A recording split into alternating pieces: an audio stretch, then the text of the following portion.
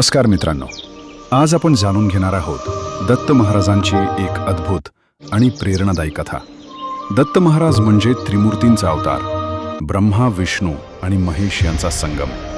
त्यांना ज्ञान, वैराग्य आणि करुणेचे प्रतीक मानले जाते. आज आपण दत्त महाराजांची अशी कथा ऐकणार आहोत जी ऐकल्याने आपल्या जीवनातील दारिद्र्य, दुःख नष्ट होते. मनामध्ये महाराजांची भक्ती वृद्धिंगत होऊन सुख समृद्धी प्राप्त होते. चला तर मग मित्रांनो, कथेला सुरुवात करूया. मित्रांनो, जर तुम्ही महाराजांची भक्ती करत असाल तर व्हिडिओला लाईक करून कमेंट्समध्ये श्री गुरुदेव दत्त लिहायला विसरू नका. एकदा एक गरीब पण भक्तिमान ब्राह्मण होता. तो रोज दत्त महाराजांची भक्ती करत असे. पण त्याच्या आयुष्यात खूप संकटे होती. घरात अन्न नव्हते, परिस्थिती कठीण होती. तरीही त्याने कधी देवावरचा विश्वास सोडला नाही. एक दिवस तो खूप दुःखी होऊन म्हणाला, हे दत्त महाराज, मी तुमची इतकी भक्ती करतो तरी माझे दुःख का कमी होत नाही.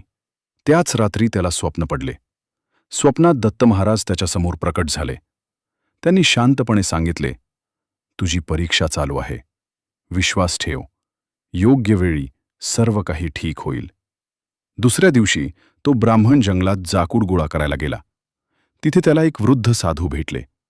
त्या साधूंनी त्याला पाणी मागितले. ब्राह्मणाने स्वतः भुकेला असूनही त्यांना आदराने पाणी आणि थोडे अन्न दिले. त्या साधूंनी आनंदानं त्याला आशीर्वाद दिला आणि म्हणाले, तुझी सेवा आणि श्रद्धा व्यर्थ जाणार नाही. क्षणातच ते साधू अदृश्य झाले आणि ब्राह्मणाला समजले ते दुसरे कोणी नसून स्वतः दत्त महाराज होते. त्या दिवसानंतर त्याच्या आयुष्यात हळूहळू बदल होऊ लागले. त्याच्या घरी सुख, समाधान आणि समृद्धी आली. या कथेतून आपल्याला एक महत्त्वाचा संदेश मिळतो.